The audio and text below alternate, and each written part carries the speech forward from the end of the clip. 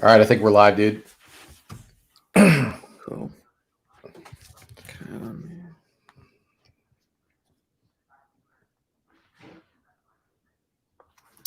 All right. All right, Steve. Let's talk about it. National Signing Day, December 26th to 27. Guys have signed their letter of intent to the University of Michigan today. We're going to have several guests on as we speak. But just overall impressions, what do you think of the class from top to bottom? I mean, yeah, when you try to pick out the big maybe takeaways and storylines, maybe the biggest one to me is what Michigan was able to do at the edge spot, uh, signing 3 4-star guys in Dominic Nichols, Devin Baxter, and Lugard Edope. Honestly, it was interesting because Edge was one of the more in what was pretty much a stress-free cycle for Michigan. It feels like Edge was the one spot where there was a lot of fluctuation, some decommitments, some board shuffling, and at the end of the day, I really feel like Michigan made out better than they could have if they had held on to some of the guys that they originally had committed. I like I said earlier, I was on with the guys on MGO blog. I said that I like Lugard. Dominic Nichols goes without saying. He was a relatively national-ish guy. He had Clemson.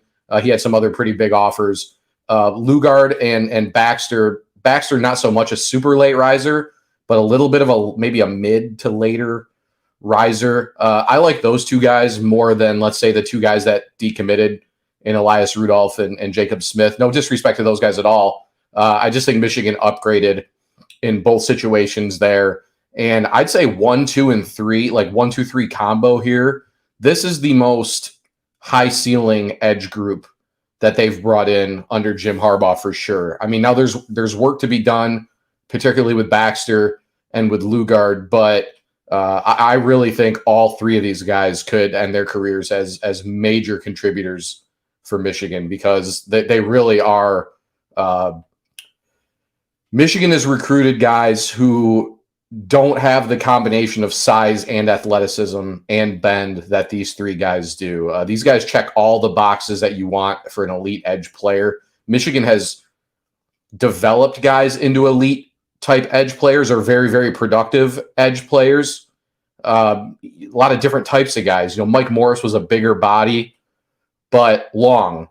Maybe not quite the like elite athlete like an Ojabo. You know, Ojabo is I think what Michigan would eventually like to see, especially out of Baxter and Edope. But you know they've turned guys like Jalen Harrell into good pass rushers, and Mike Morris, like just different types of guys. These guys are the more of your classic, the guys you see in the pros constantly. So I think edge was quietly kind of important this year. They took a couple last cycle who were a little bit more project types as well. But these guys just feel like high ceiling, but guys that at this point, Michigan's developed such a track record of the position.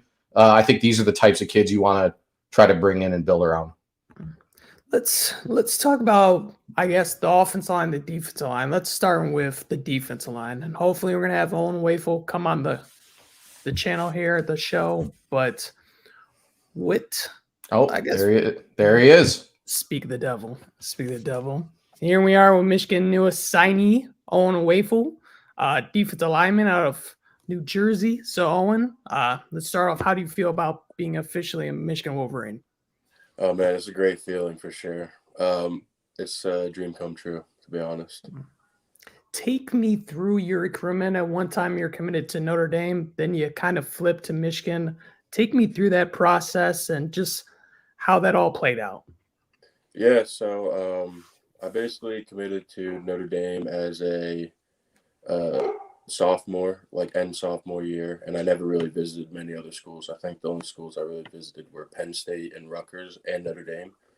So I didn't really have a lot of places I visited before I committed. And then junior year comes around. I think that was probably one of my better years.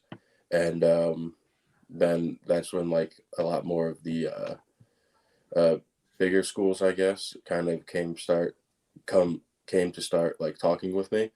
And yeah, Michigan finally wore me down and got me to come take a visit out there, and I fell in love with it immediately. Ann Arbor is a beautiful place. For sure. Now, I know Coach Ellison was your primary recruiter. Was as a Jersey guy, was Chris Partridge involved at the beginning as well when Michigan really started to pick things up? A little bit, but my guy was always Grant Newsom, the tight end. Okay, yeah, sure. Yeah, because he went to the school right down the street from me, actually. That's right. Yeah, that's right. Forgot about that. Yeah.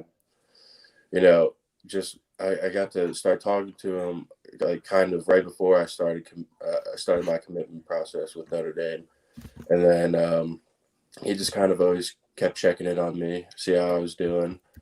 And then when Coach Elston came, I think it was the following year, or no, it was the same year Coach Washington from Notre Dame came. So he kind of was a little late in recruiting me. But yeah, no, I mean, Coach Elston is one of the most genuine guys I've met. And same thing with like the whole coaching staff, especially Grant. Grant was a big contributor to my commitment.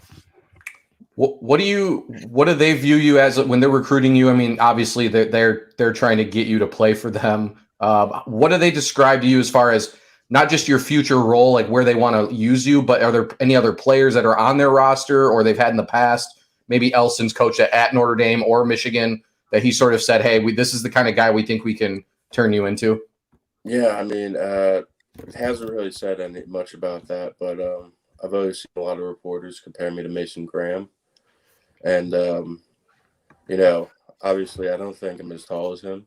But, they always get my height wrong too. I'm 6'2", not 6'1". I don't know. I'll change that. No, that's one reason I was glad that you were on here because I knew there's a few guys in the class whose heights and weights we need to update big time. So yeah, I mean, it was just it's always funny to me because I don't know when it started, but I started out at 6'3", and then people just kept inching me down, and I was like, I'm not shrinking. But I definitely am like legit like 6'2.5", but 6'2" is fine with me. I'll take 6'2" over 6'1".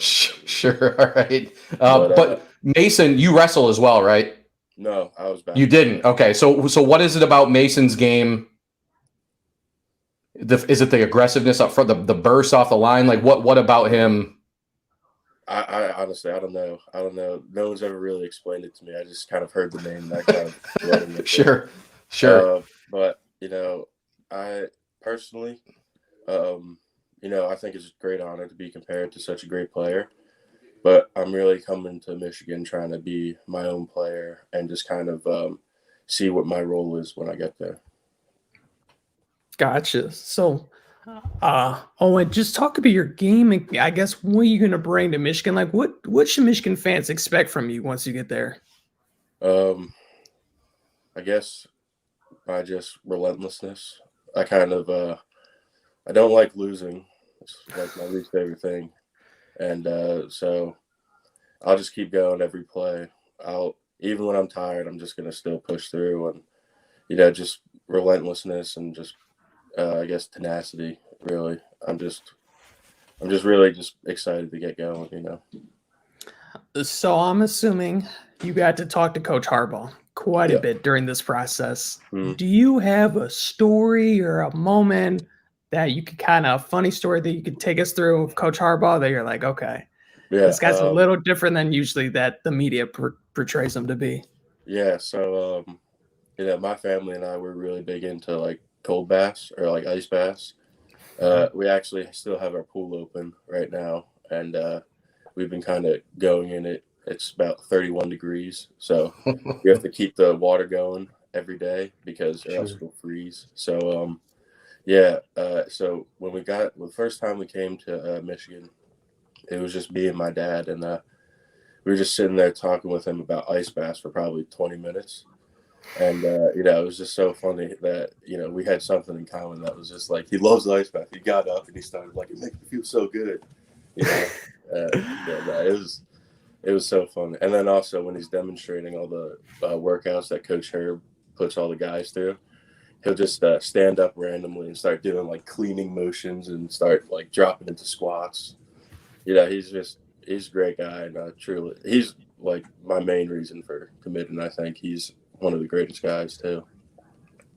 So on Coach Herb, another guy that's a huge plus with pretty much every recruit that steps foot on campus and at least gets to experience that part of the program.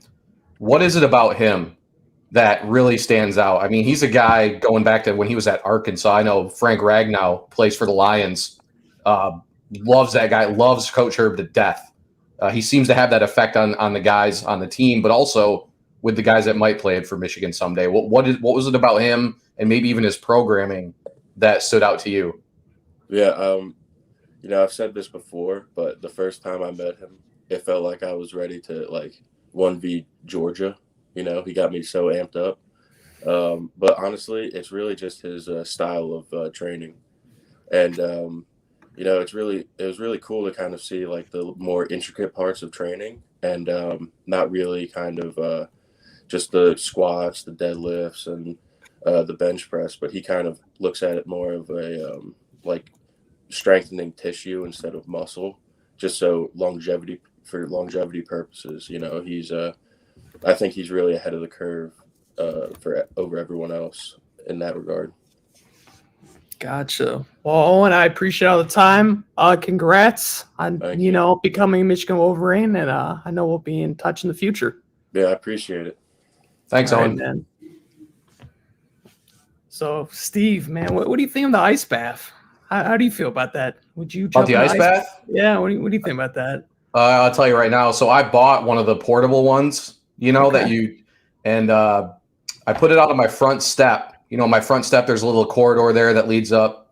When I empty it, it goes into the garden to water the flowers. But here's the problem. I've had it for about 2 or 3 months, and I've used it once because I went in there, and I think my neighbors probably think I'm crazy because there have been multiple times where I've just stood in front of it, outside of it, and I just don't have I just kind of pansy out a little bit and then just go back inside. And again, I think my neighbors across the street are probably like, what the hell is this guy doing?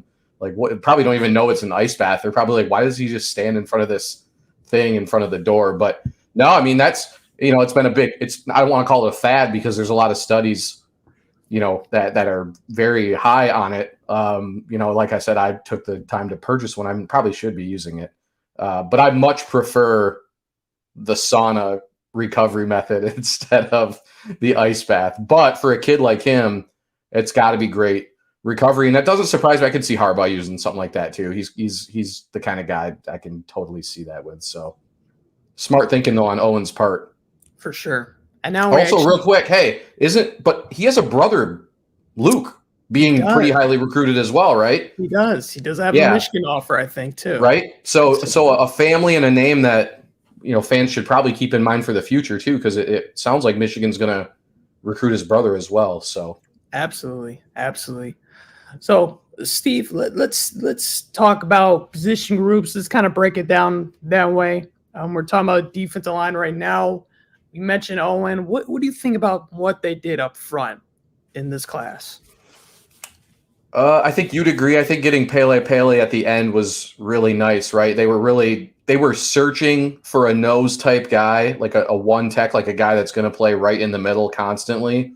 But those kind of guys don't grow on trees, and the trees they do grow on tend to be down south, where it's easy for schools like Florida and Georgia, Bama, even schools like Ole Miss, Mississippi State. I mean, Mississippi puts out a couple guys like that every year. Louisiana, right?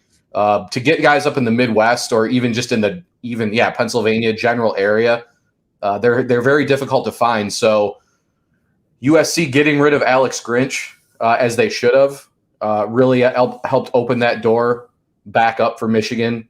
And I think his addition was really kind of the icing on the cake there, because you can't not like what else they did there. Again, another position where outside of that late pickup, we talk about Owen.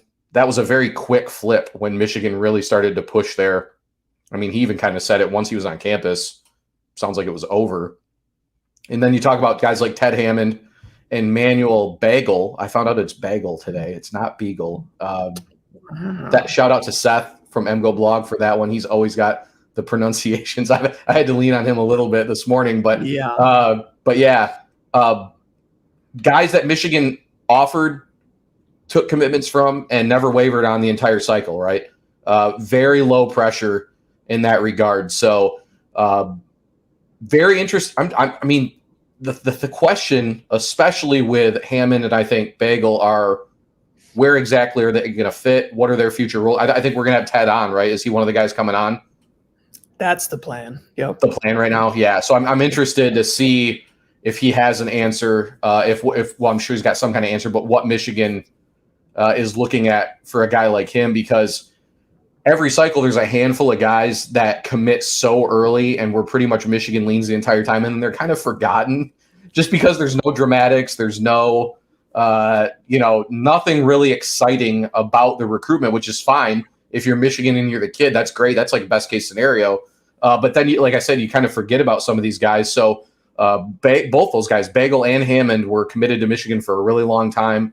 Guys that haven't talked a ton. Guys that I'm fascinated to hear, what Michigan's plans are for them, because, yeah, I know Michigan very excited about the entirety up front, obviously. Add those 4 to the 3 edge guys they got. I mean, this is a reloading type class for Michigan on the defensive line.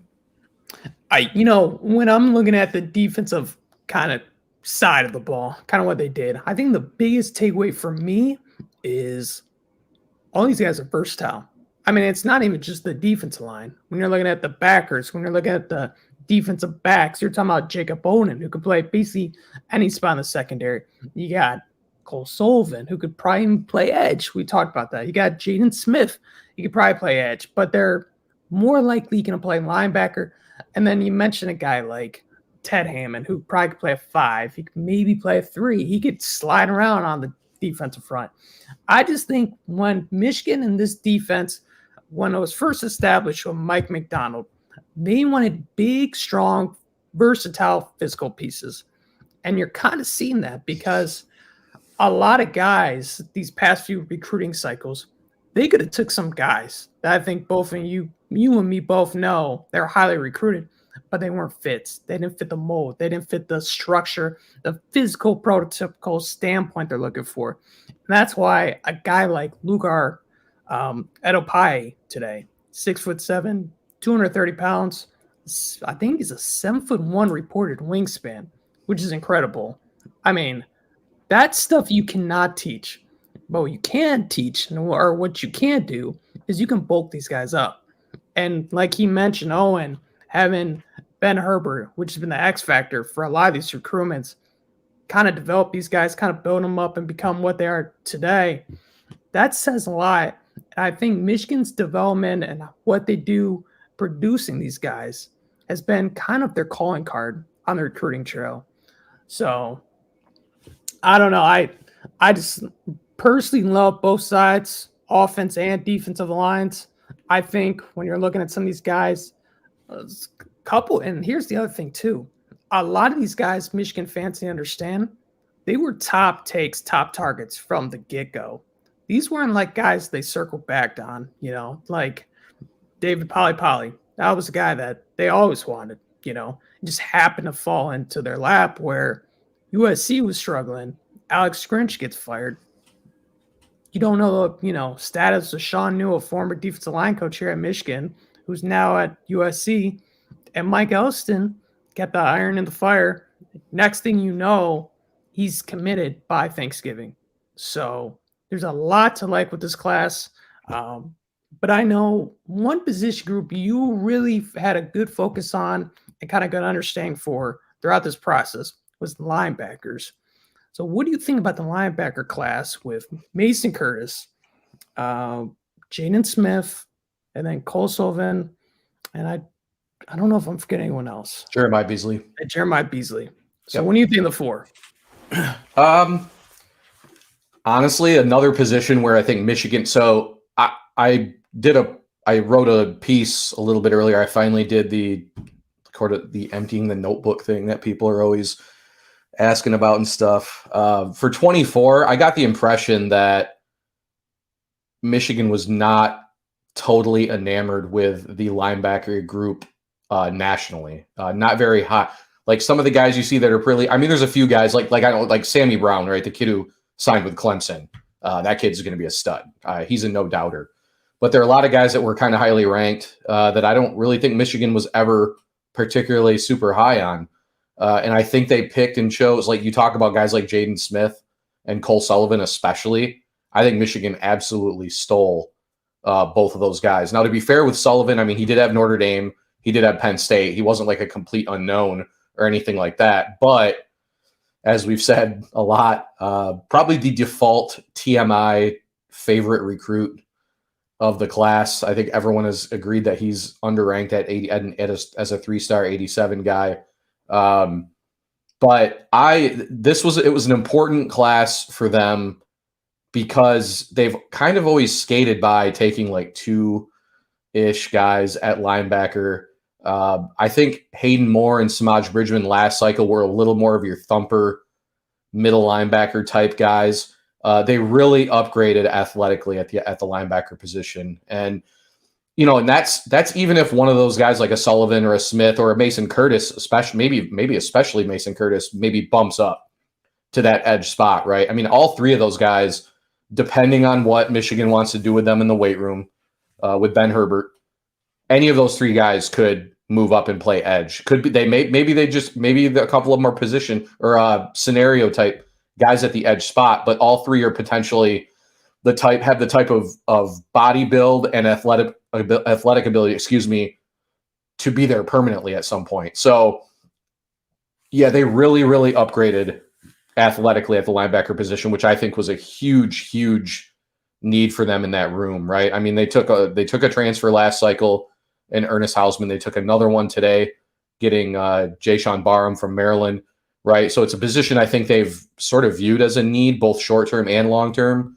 So I think, yeah, filling that room up, and credit to Chris Partridge, unfortunately no longer with the program, is a guy who was basically speared this entire position. I mean, it was his position, but he also came in hair on fire, flipped the Jeremiah Beasley recruitment right away. That was one that he was a Michigan State lean for a while.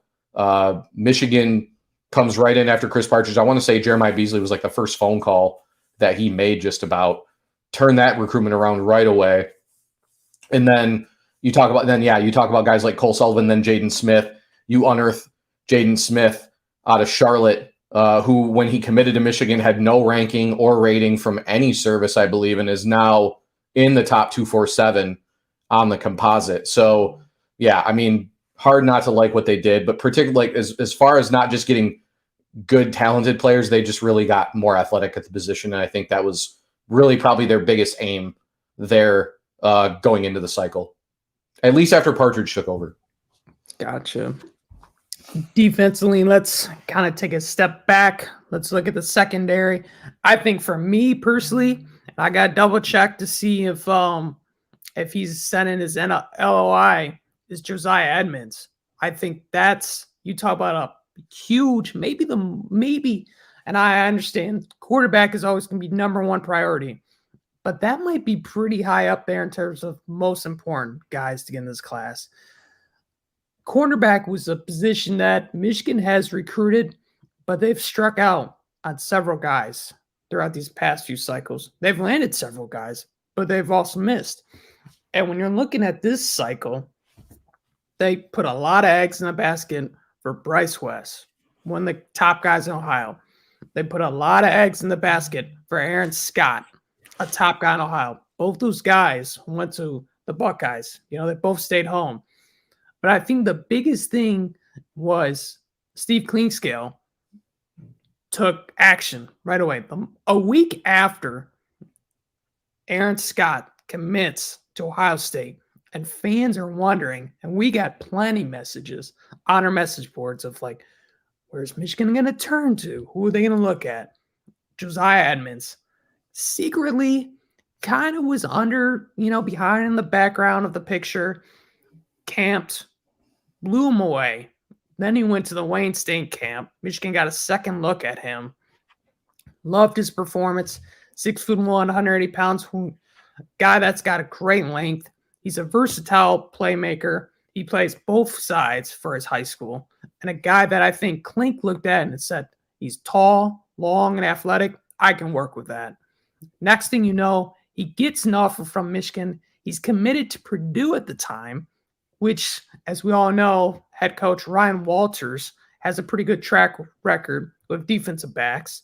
So I look at his eye for talent when it comes to defensive backs and what he's looking for. And lo and behold, Michigan pulls a hat out of their, a rabbit out of their hat. Out of their hat. A hat out of their rabbit. No, we can go with it. It's fine, dude. It's been a long day. Yeah, I'm with you. And they land him. And I think that was one of the most crucial and most important recruiting wins of this cycle. I love Jacob Bowden. We already kind of talked about his versatility. He's a 4-star prospect. He just helped Harper Woods win a state title.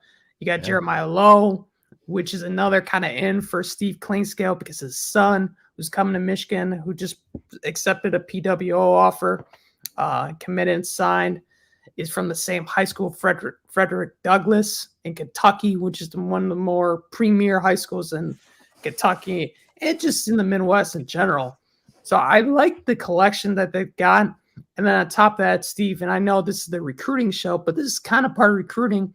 They're also looking at the transfer portal, and they're looking at like Upton Stout, a guy that I know, Steve, you put in, I think, a prediction for. Yep. So myself, Chris Hummer, and Matt Zenitz. Matt and Chris are 24/7, our main like portal guys. All three of us have predictions in for Michigan. Did report earlier today, though, that there may be a little bit of wavering there. He had given his pledge to the staff shortly after taking an official last week. He did it on the same day that Jayshon Barham told Michigan he was coming. Barham goes public today. Stout, it feels like Michigan may have to work a little bit at that one still. Not a situation where I'm taking the crystal ball off, but something to kind of monitor a little bit over the next week or so, which, I mean, it's Christmas, so I don't know how hard I'll even be monitoring it, to be honest with you. But yeah, one to keep an eye on. And then obviously the other one, we know Michigan's involved with Damani Jackson, the USC transfer, is a guy that Michigan was well within the race for during his original recruitment. He leaves the USC program, Michigan back involved there again. As far as the guys they signed, well, the guys they have committed, we know Edmond, I do not believe has signed yet still, right, Bryce? I don't see him on the... I got to double check on him. I just looked. I didn't see him yet. But theoretically, I don't know, somebody said he posted some edit or something where he was like, had a Purdue, Michigan thing going on. Michigan is under no impression that he's going to sign elsewhere. And this was the plan to sign later today anyway. So if something was to come up there, it would be a surprise to not just us, but the staff.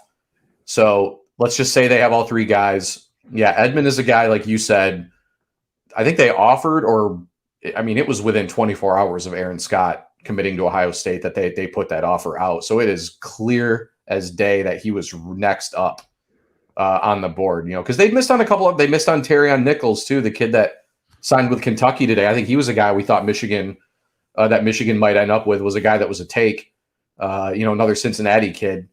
And, so Edmond was clearly way up there on the board. I mean, like I said, they went in on him right after Aaron Scott committed to Ohio State. Jacob Bowden, like you said, like I said, I was on it with the MGO blog guys earlier today. Seth compared him to Tyree Kinnell, which I thought was an interesting comparison. I think that's a pretty solid compare. I mean, Tyree was a 3 or 3.5 year starter for Michigan. So, if you can get that out of anybody, is great. And Jacob, much like even with the connections because didn't his dad is a Michigan grad, I believe. I don't know if he played for the program, but right, he's a huge Michigan guy, right? He went to school at Michigan. Yeah. So despite all that, he was another one who committed so early that he kind of probably didn't get talked about enough throughout his actual recruitment. And then with Jeremiah Lowe, I kind of feel like Michigan's plan for him in the long term is he's got to be a nickel type guy. And we talk about Ben Herbert needing to build up some of these edge guys and stuff. I think Lowe is a guy at that like defensive back position, the same thing. I think he's a guy that Michigan's going to want to bulk up a little bit, put some more weight on, and then throw him in at that nickel position, because they were really looking. They looked at him. They looked at who's the kid? I think he ended up signing with Pitt. Another kid out of Tennessee that they liked, but they ended up taking Lowe instead. But my opinion is he eventually ends up at that nickel position. It does really feel like Michigan is trying to find a bunch of Mike Sainristills out there at this point, which there is no issue in doing that whatsoever, right? So yeah, a good group, a good trio. Would say this, I think in 2025, I think defensive back is by far the biggest need. I think defensive back and wide receiver are the two positions that Michigan really is going to want to try to hit a home run at, outside of the obvious, like quarterback, obviously. But as far as like positions, I think defensive back and wide receiver are the two spots that I think Michigan's really going to try to load up at. Gotcha. Well, we might have another guest here, Steve. We might have Ted Hammond coming on, and lo and behold, we do have the Michigan Wolverine, Ted Hammond. So, Ted, how you doing today? I'm doing great. I mean, I'm just glad. I'm happy. I'm thankful for the opportunities. Listen, take me back. I know you were one of the earliest commits in this class, one of the Ohio guys. Just take me back to that commitment. Why did you pick Michigan? It seemed like every time I went up there, it was like a stronger connection kept on forming. There was either a new coach I met, a player I had an interaction with, just it kept getting stronger and stronger, getting more bonds over time. I remember I went up when I was a sophomore, not getting any looks, not getting any offers, but Coach Elston invited me out, and I sat down for 25 minutes with Coach Elston, and he just had a one-on-one with me and my dad. And from that moment, I knew this is the place I want to be. They care about me as a person and as a player, which I really love and really respect out of those coaches and out of the program. Now, Ted, you have a unique background because a lot of guys are multi-sport athletes, but you happen to be a multi-sport athlete, and one of those sports is swimming. So take me through your swimming background and kind of, does that help football much at all? I mean, if it wasn't for swimming, I don't know where I would be right now. I mean, busting out that Speedo since I was 5 years old until I was 270 pounds last year, I'm still wearing that Speedo. Yeah, I mean, swimming was always my life. And if you ask my mom, that's what she would want me see in the future is swimming. That's what she would want to see. But yeah, when I was 5 years old, record holder up to about 13, I quit swimming. I came back last year and competed in the state championship, came in second to a guy that goes to St. Xavier, who's a state champion record holder. So I was pretty proud of that. I showed Coach Elston. He was like, "Man, you better get out of that pool and start working on football." I'm gonna be too light. I'm gonna be with the linebackers if I keep on swimming. I was about to say. You mentioned just real quick, Steve. You mentioned Mike Elston. Where does Michigan, I guess, and I know you have a great relationship with him, but has he kind of talked about his vision for you in the defense, kind of where he sees you playing? Yeah, if you look at the team right now, he sees me more as a Chris Jenkins type player, kind of the fit in any scheme. Chris can go nose guard, and he also can go rusher if it's a 5 front, but if it's 3 front, be in that middle or in between that guard and that tackle, kind of right in that 3 gap, that 3 technique. Gotcha. So, Ted, you committed to Michigan. Had to have been a very stress-free process for you at the end of the day compared to a lot of guys, right? I mean, get it over with and just kind of get back to work, right? Yeah, I mean, that was one of my main focuses. When that Michigan offer was on the table, my head coach Steve Speck was like, "Are you willing to accept this commitment?" I was like, "Yes, sir. I want to accept this commitment and work that whole off season and just getting better on my football craft and getting better to be ready for Michigan compared to other guys that would be like, oh, let me take 5 official visits, and you're missing out on that whole summer." So just getting 1 official visit and being committed since January, giving that whole opportunity to get better at football and not worry about the stress of recruiting. I got to imagine that Coach Harbaugh, Coach Elston, like they had to have loved hearing that stuff, right? I mean, yeah. Situation really, I mean, of course they're going to keep recruiting you. They want you to be part of the, you still got to feel wanted and stuff. But I mean, to have that assurance on your end that, hey, I'm all in, I'm just working towards becoming a Wolverine. I mean, I had to assume that was music to their ears throughout the process, right? Yeah, I mean, they definitely love that part, and they definitely love the fact that one of my best friends is Jordan Marshall. So I was committed in January. He committed in April. So that's 3 months of me getting to know Jordan and playing against him, which we saw in November and October. But just having that opportunity to recruit guys as well, which is why I want to be at Michigan. So speaking of recruiting guys, now he doesn't have a Michigan offer yet, but our message board, we have some guys on there that love watching film of like younger prospects, and you have a teammate named Gordy Solfstead that there's a handful of guys on our message board that are like basically begging Michigan to offer him. I know it's not really related to signing day, but what are your thoughts on him? Like, he looks like a Michigan caliber player to me. Do you agree? Yeah, I agree 100%. I mean, I've played with him the past 2 years. I've seen him as a sophomore to right now, and the way he's grown through that span just impresses me, because I love looking at my left and seeing another 6'5", 250-pound defensive lineman right next to me. He was also all-state mention, and just him, how he carries himself is the way I look at myself too, where he plays multiple sports and he gives 100% effort in everything he does. For sure. Yeah. No, our board, they're going to love to hear that, Yeah, because we were he's talking great about too. signing day. Yeah, I know they were like, they need to offer this dude like now. So good stuff. Ted, real quick too, what do you think about Michigan's made a strong push in the state of Ohio? As you know, you mentioned Jordan Marshall's one of the guys, Mr. Ohio himself. You got Ben Roebuck, you got Luke Hamilton. Take me through that core four. What do you think of it? And what do you think of just Michigan's overall push in the state of Ohio? I mean, where else would you want to be than Michigan? I mean, Michigan kicks Ohio State every single year for the past 3 years. They're just going to keep getting better. Coach Herb just signed that contract for $1 million, so he's going to stay in that long term. So knowing we're going to get great academics at Michigan, have great program, even better than Ohio State, so we're just going to keep bonding together, being Ohio guys, and keep pushing those other Ohio guys to come to Michigan. So it's going to be strong throughout my 4 years, and it's going to be strong for the rest of the generations, with Coach Harbaugh as the head coach and Coach Herb and all those coaches being there at Michigan. Dang, they might want to post that one on social media. That like they get the program on line one there. I had one little last question for you. St. X, are there a lot of similarities between the way they run their program and the way Michigan runs their program? Yeah, 100%. I look at it the same way as academics are first, and how you are as a human being is first. St. X, I'll give them great props. Coach T, Coach Terrell Williams, my strength coach, no matter who you are in that program, the strength program, he treats you as if you're a 4-year starter, 4-year all-state guy, even if you're a scout guy. So they'll make sure you got everything you need, and you'll have the same strength program as the guys that are at a higher level than they are, which I really respect. And I see the same as Michigan with all those guys in the weight room. For sure. Makes it easy, like comfortable fit there then, right? When you're in Ann Arbor, for sure. Yes, sir. Thanks, Ted. Well, Ted, do you have any last thoughts? Anything you wanted to say to the Michigan fans now that you're officially Wolverine? Yeah, I mean, ever since I was a sophomore, I said this in my visit when I first joined. Ever since I was a sophomore, just those fans and all those coaches made me feel at home, especially the fans on Twitter reaching out to me saying this would be a great fit.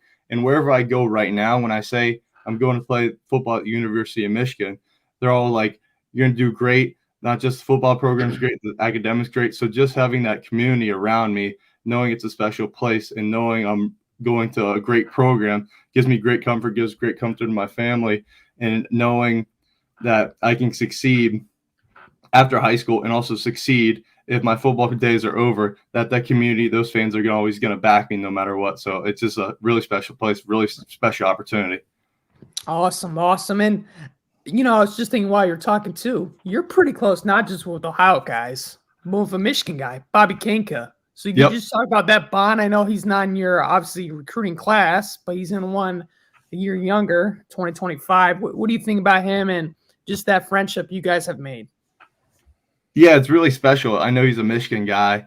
One thing that kind of sold me on Michigan before, he had the Michigan offer before me, but when we were talking to his family, he's like, we're 45 minutes away. So if you're in Ann Arbor and you're stuck and you need something like an emergency or just someone to talk to, they're 45 minutes away. They're like, we'll come pick you up. You'll be with Bobby. And that relationship, knowing that I have another family up in Michigan, not just at Michigan University, but with those Kankas, is really important to me. That's awesome. And I know he supported you when you guys played Detroit Kings. So I know that was pretty awesome. But hey, Ted, I appreciate all your time today. Thank you again, and congrats on becoming a Michigan Wolverine. Yes, sir. Thank you, guys. All See you, right. Ted. See That ya. was Ted Hammond, one of the defensive line signees in this class. Really impressive athlete, Steve. I don't know if a lot of people knew that about his swimming background, but he's I a didn't guy. even know that. That's Yeah, insane. that's what we call nuggets. That's what we call little There we nuggets go. right there. But yeah, I mean, Michigan's finding guys that just have unique athletic builds and kind of backgrounds, and that's a guy who's 6'5", 275 pounds. Didn't even think of the visual of the Speedo, but he mentioned, he's just the type of guy that I think that can play in so many different ways. I do like the mold of putting him where Chris Jenkins is, that position, kind of building him up and seeing where things go from there. But let's transition to the offense side of the ball. Let's talk about the guys up front on that line. What do you think Michigan did, especially Sherrone Moore, winning back-to-back Joe Moore Awards and bringing in 5 talented guys that, in my opinion, all fit a certain role up front? I think you see 2 easily tackles, you see 2 guards, and you see a true center. So what do you think about the 5 he's got coming in? I mean, you talk about not having to go down the board very far, right? I mean, they pretty much, again, there were a couple guys in there, right? Like Max Anderson. Really, it came down to, could they add a 6th? By the way, real quick, shout out to AK on the free Boop. I'm actually shocked that Boop has not been in here yet for this podcast. She's usually trying to cause havoc. Boop, the cat, for anyone unfamiliar with him. Shout out to AK on that in the chat there. Thanks, dude. Is she around? Dude, I'm shocked that she's not in here. She's probably sleeping, waiting to cause chaos tonight after everybody tries to go to sleep. But Okay.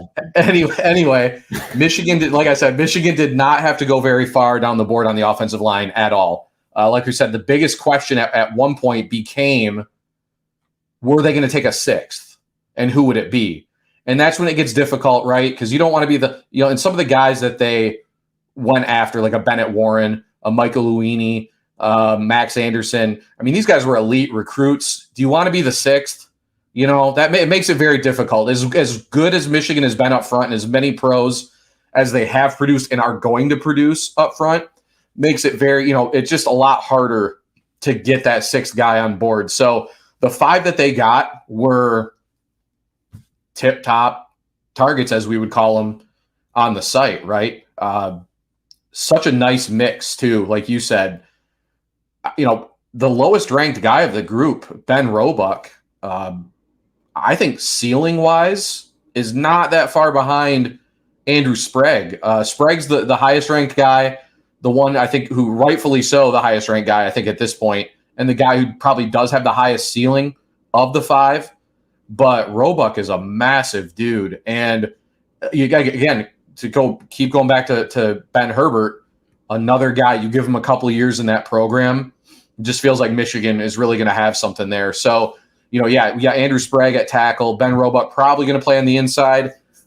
Again, depending, could be a guy that plays. He's probably the most malleable of the projected inside guys. I think Hamilton and Guarnera are definitely going to play on the inside. And then Blake Frazier, the legacy, who had maybe the most national, he and Sprague probably had the most national offer sheets of the 5 guys, right? It looks like, I think our board scouted out a picture of Harbaugh with some guy that actually had the players pegged into their future positions. A lot of people surprised. I think people assumed that Sprague would be the left tackle, but it looks like they have eyes on Blake Frazier being that guy eventually. So either way, another spot where Michigan just really is reloading and not rebuilding.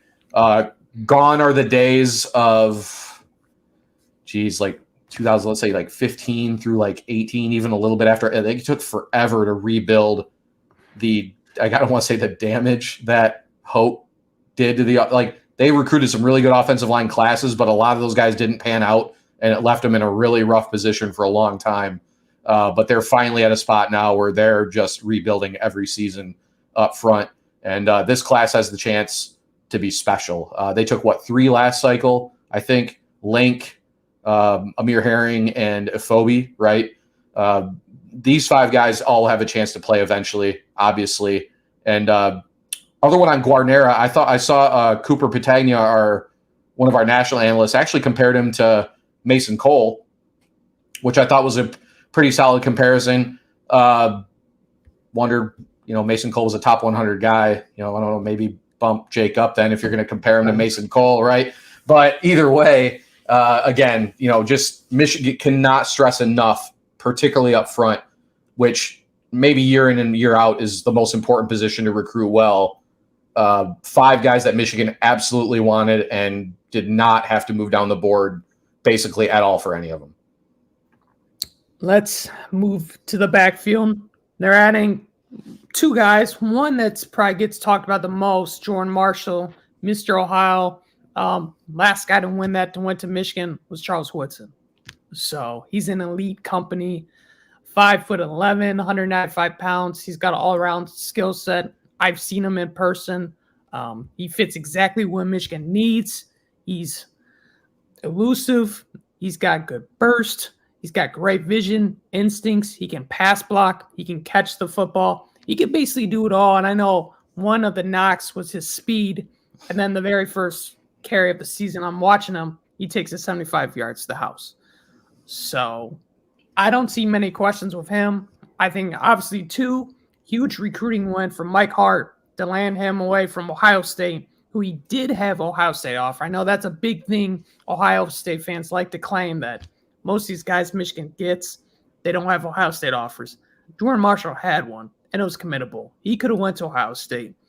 But I think the biggest thing with that, and I want to hear your take on this, I think it was more of a perception thing that Michigan finally, some of these wins are starting to pay off, and you're seeing Michigan able to now land a guy like him. What do you think of that? I mean, I think we're getting to the point where if I'm an Ohio State fan, I'm wondering why the guys that Michigan is taking don't have Ohio State offers, right? I mean, how many more guys does Michigan have to produce or develop until you're wondering, well, maybe there's something to some of these guys in state, like Rod Moore, a great example. You tell me Ohio State, looking back, wouldn't have taken Rod Moore? Like, give me a break, right? So, yeah, nice, Jordan Marshall, I think a very similar situation to Hammond, I would imagine. I would imagine the Moeller program is very similar to how Michigan is run. Cincinnati also not necessarily a spot where Ohio State is the automatic choice either. They're the kids in Cincinnati, I feel like historically have been a little more open.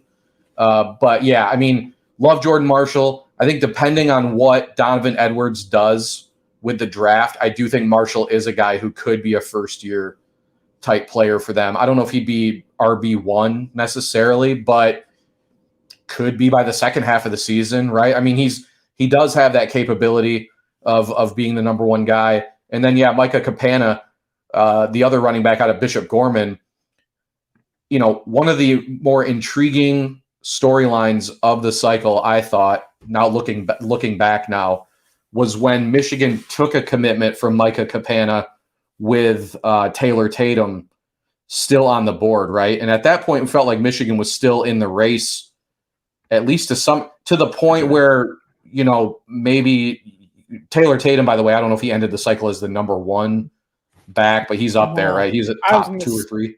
I was going to say that. I think that was more of a shock factor that at the time, and I know for a fact he was the number 1 running back in the country, and you're passing, I don't want to say passing him up, but you're willing to take another guy with him still on the board.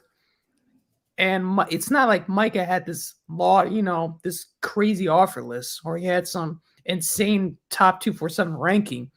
He didn't have much, but I think there was more to the story with him. It was simply, one, at the high school he is, Bishop Gorman, they blow out everyone. So he's not getting as many carries. He's splitting half the carries half the time, because they have so many weapons, to use out there. And the other thing, too, I think more so, it showed he's a team player. I think that's a perfect fit for Michigan, a guy that's not going to complain. He's going to do his role, and he's going to do it at a very high level. I just personally, watching his film, though, every opportunity he got to carry the ball, he took it and he ran with it, and he looked like a top tier back to me.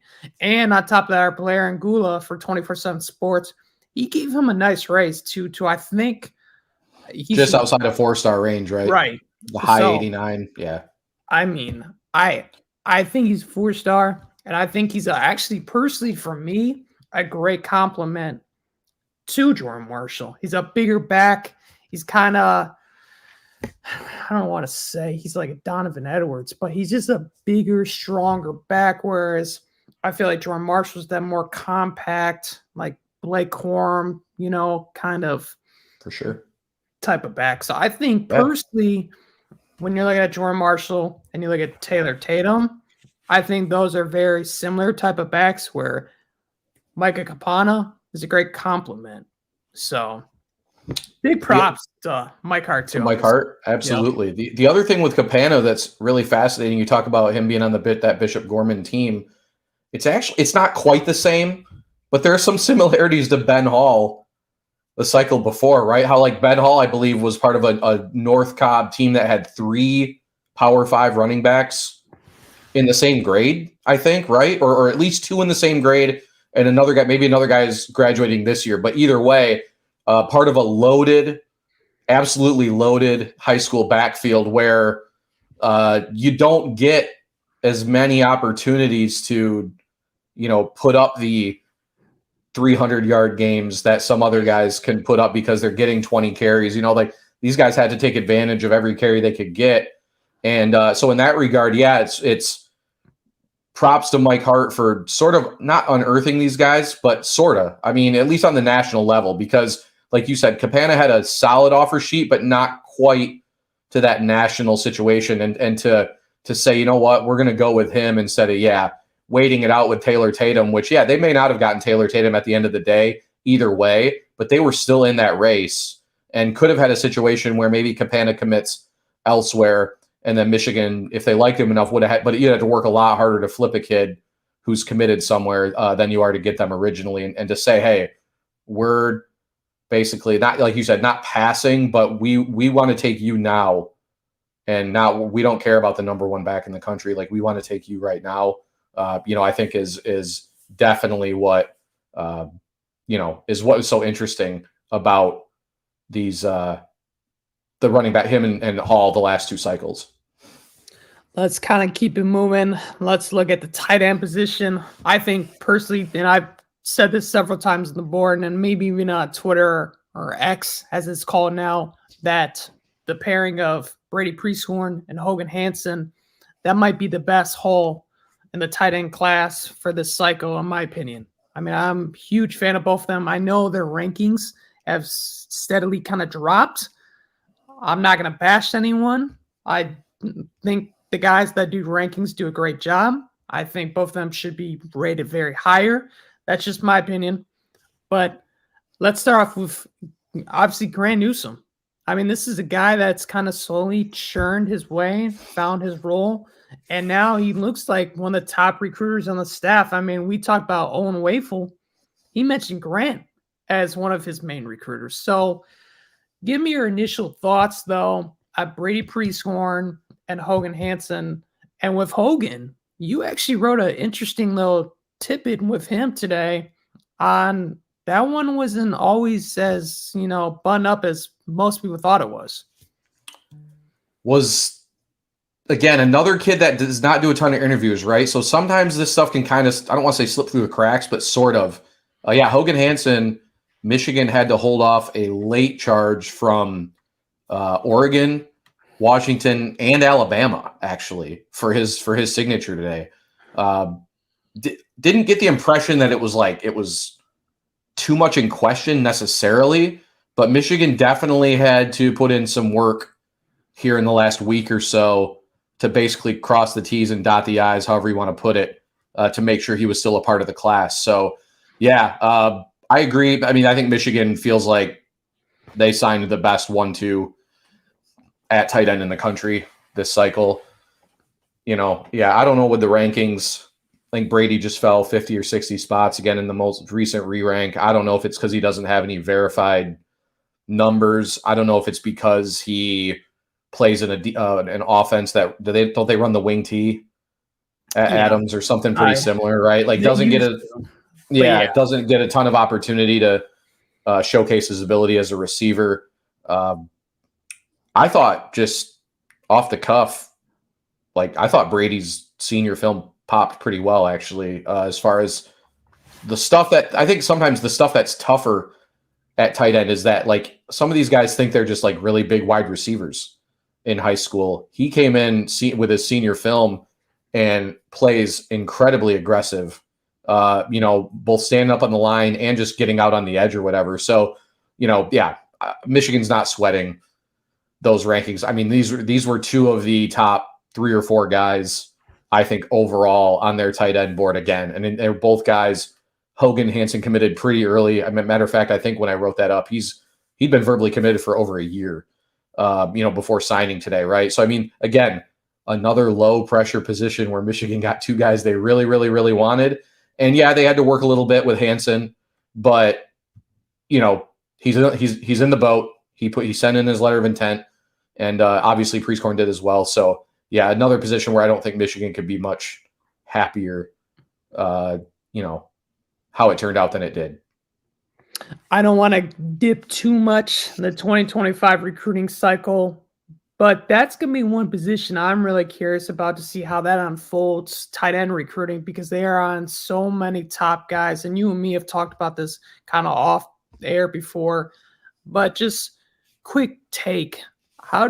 If you had a vision about how do you see that kind of shaping up right now with tight end recruiting for 2025? If it is quick. No, you're good. Somebody from my graduating class is apparently in the chat now. I don't know what the hell that's all about. Anyway, 25 is going to be fascinating at tight end because there are so many. Yeah, it's been a little bit harder to parse who's at the tip top versus who's not, right? I mean, there are about 9 or 10 different guys, I feel like, who really could emerge. So what we have, Eli Owens is one that we have a crystal ball in for right now. I believe you do as well, Bryce, right? Yeah. He's much more of I described him yesterday as a sort of a Max Bredesen to the next level type guy. And I mean that in the most complimentary way because we know how much Michigan and Jim Harbaugh love what Max Bredesen does for them. Eli Owens is, a throwback H-back style tight end who could end up being a dangerous receiver as well.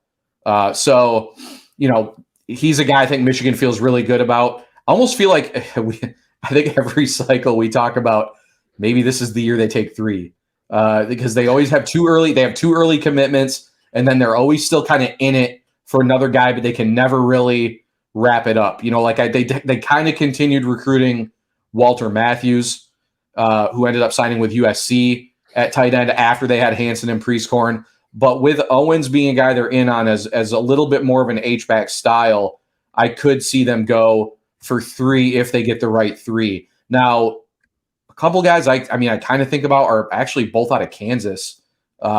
Lincoln Cure. I believe we have him as the number 2 ranked tight end in the cycle or 3. I mean, he had a huge bump last update. Is a guy we haven't done a ton on, but I'm pretty sure Michigan's pretty high on him. And then also Dasan Brahm out of Derby, Kansas is a kid. Michigan just made the top group. Again, not a guy. I'm not sure they'd be considered a favorite in that one right now. I don't even know if he's been to campus yet. But another guy I think they're really high on. But they have hosted a couple kids, right? Marshall Pritchett out of the Ray-Bun Gap program, the same program that produced Marlon Klein, right? He's a guy a Notre Dame legacy that Michigan hosted, who I think Michigan might be in pretty good shape with.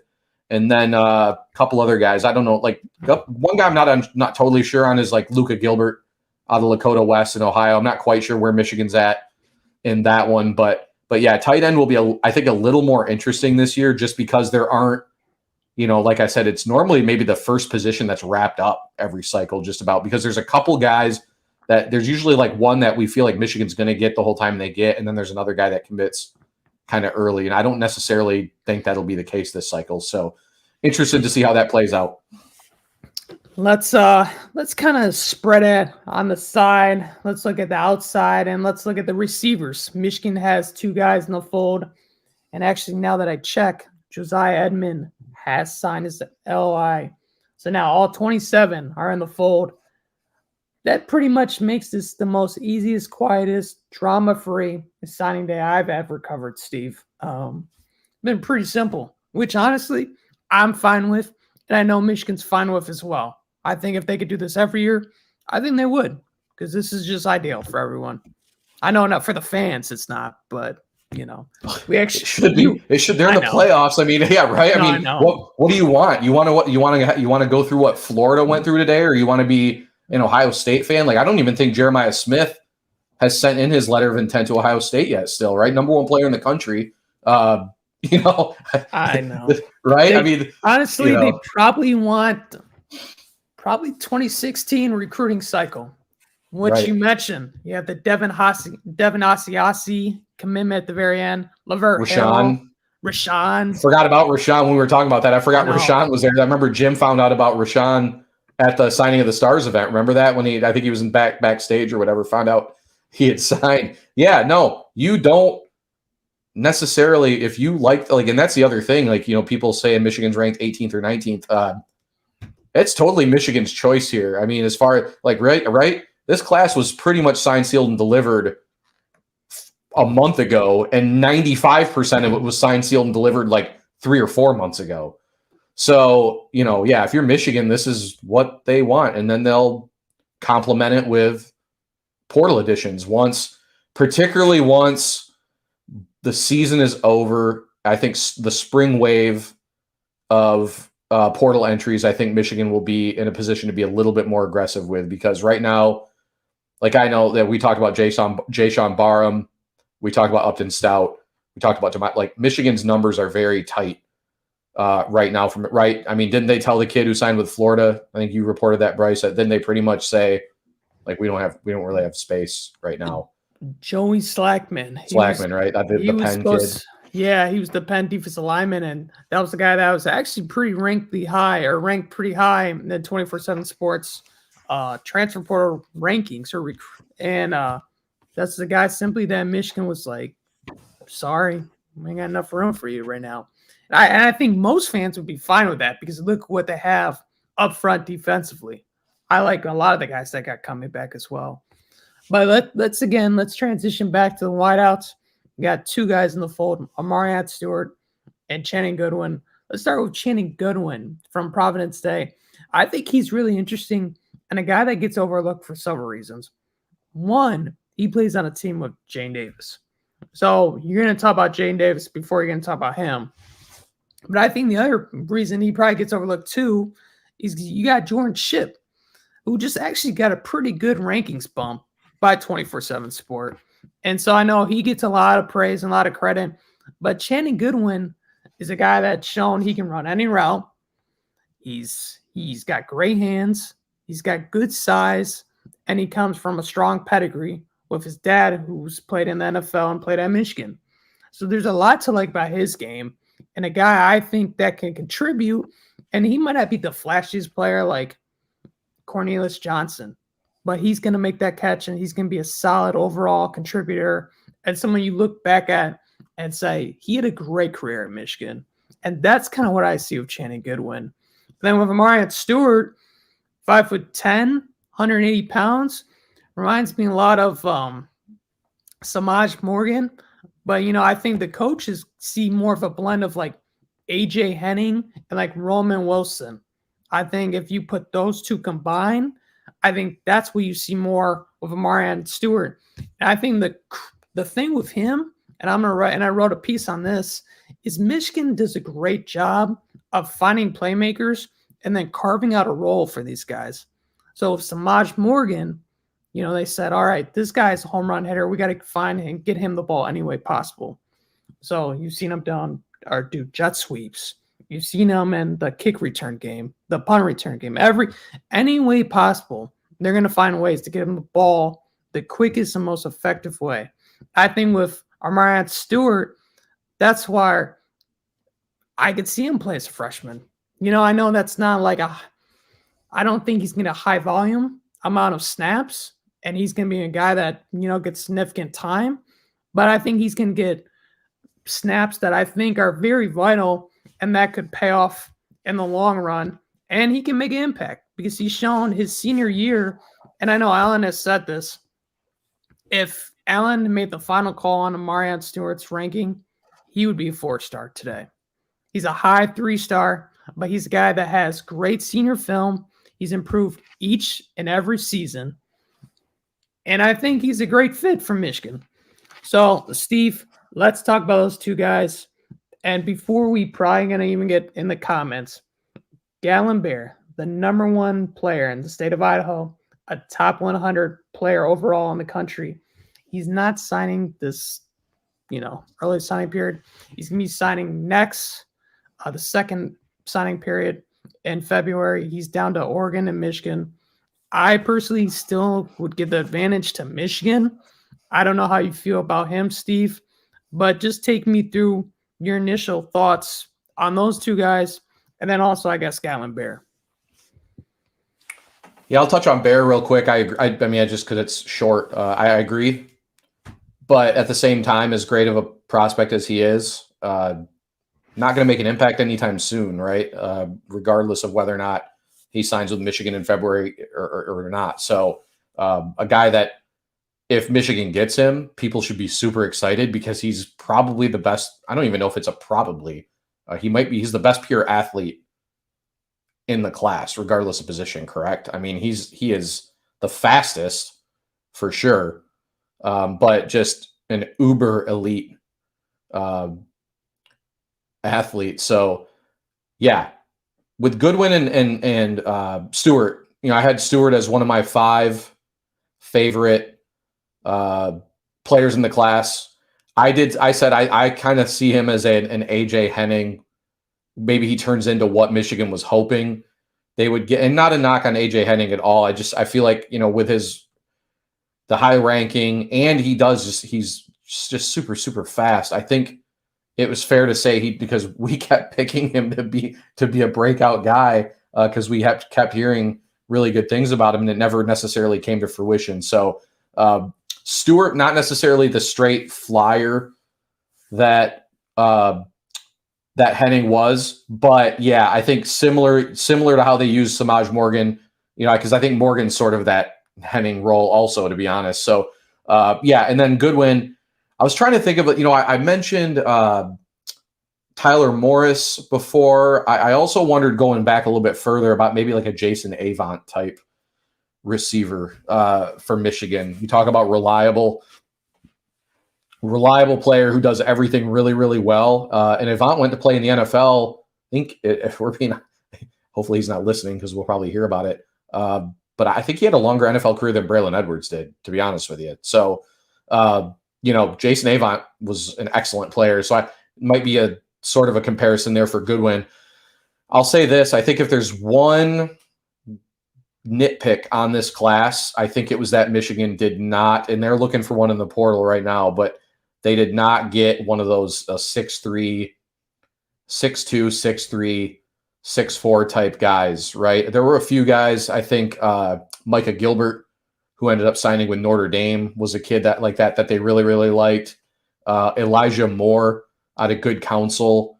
A lot of these guys committed a long time ago, but I remember at the time Michigan was hard after him. A 6'4" guy committed to Florida State was a guy that Michigan really, really wanted. So, if there's one nitpick on this class, it's that they didn't get a guy like that, because now you take last year's class of Morgan, Carmelo English, and Fred Moore, and then you bring these two guys in. A lot of very similar body types and not, a little bit some similar skill sets as well, right? I mean, I think Fred Moore could be like that Roman Wilson type. I know he's a burner Michigan loves. I think they look at him as a deep ball threat type. But yeah, as far as like an actual, like a red zone, go up and get it. Not even red zone, but just a go up and get it guy, a 50-50 guy.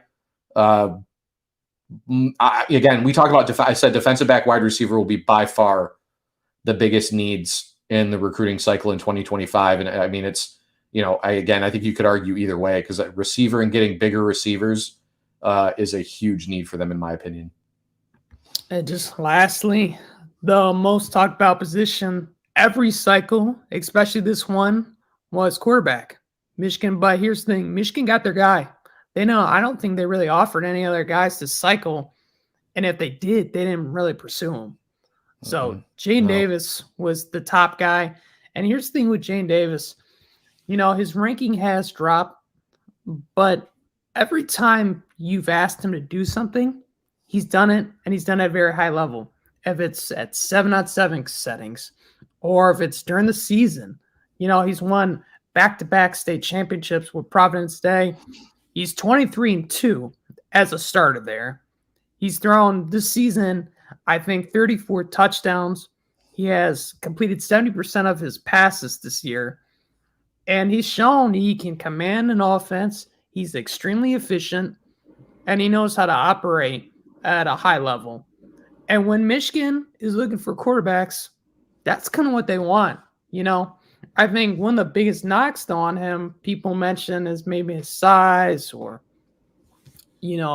maybe his speed. But Michigan has shown they can use an offense and mold it around a guy's skill set. It's not like a certain system. They have to have a certain type. I think you could see different type of guys in this offense really excel. You've seen J.J. McCarthy. You saw Cade McNamara. Those are two separate type of skill sets. They both beat Ohio State. They both won a Big Ten title. And I think with Jane Davis, and I'm not comparing him to anyone, but I think he's an elite talent. This was their guy, and they got him. He's been carrying the flag for this class. He's been recruiting guys. And overall, depending on what JJ does, I think he's got a real good shot to be QB1 next fall. So what is your take on Jane Davis and just being the quarterback of this class? So, yeah, another cycle where Michigan got the guy that they wanted, like you said. They did offer like a few more guys, but again, nothing.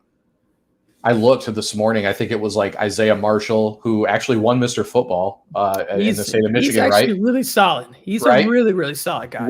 We'll head to, not to get off topic, but we'll head to Kansas, who quietly put together a pretty darn good recruiting class for Kansas. And then I think, CJ Carr, Malachi Nelson, they offered, I don't know if it was that last cycle. Either way, offered hardly anybody. It was Jaden Davis all the way.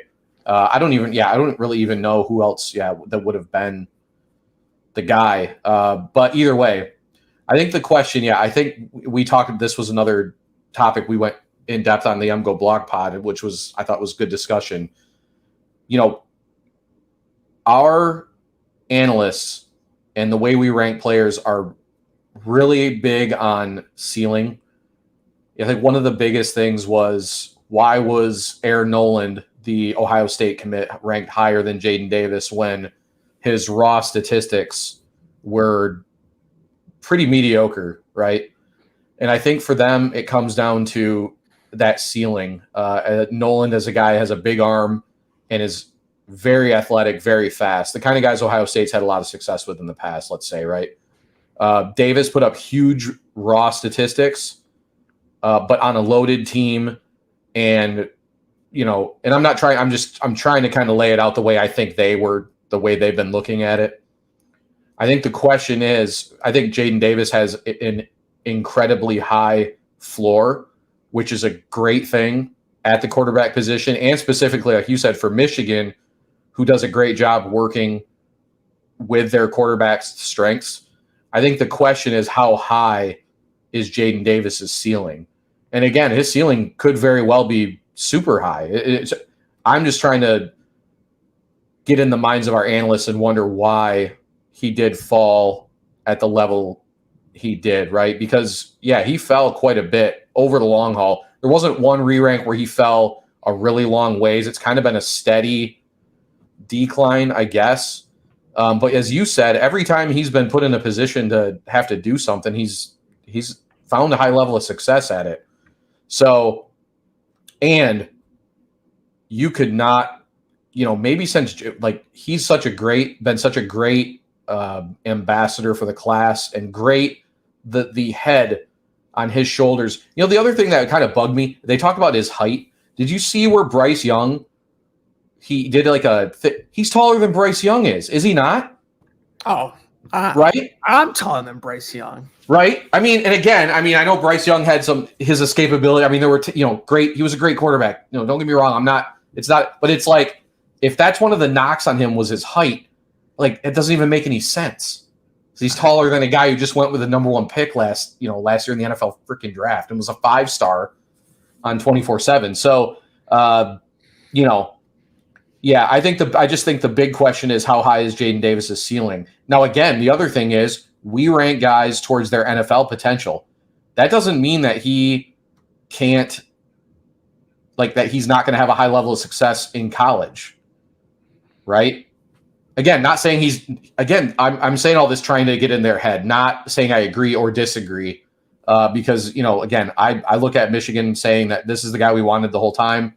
This is the guy we got. Hard not to have faith in what Michigan has done on the recruiting trail at this point, as far as identifying and developing guys. So, yeah, he's still the cornerstone of this class, in my opinion, and I'll be very surprised if he doesn't start a couple of years for them at some point. We'll see what happens with JJ McCarthy, and go from there. But either way, Jaden Davis, cornerstone of the class. Michigan could not be more excited to be bringing him in as the quarterback.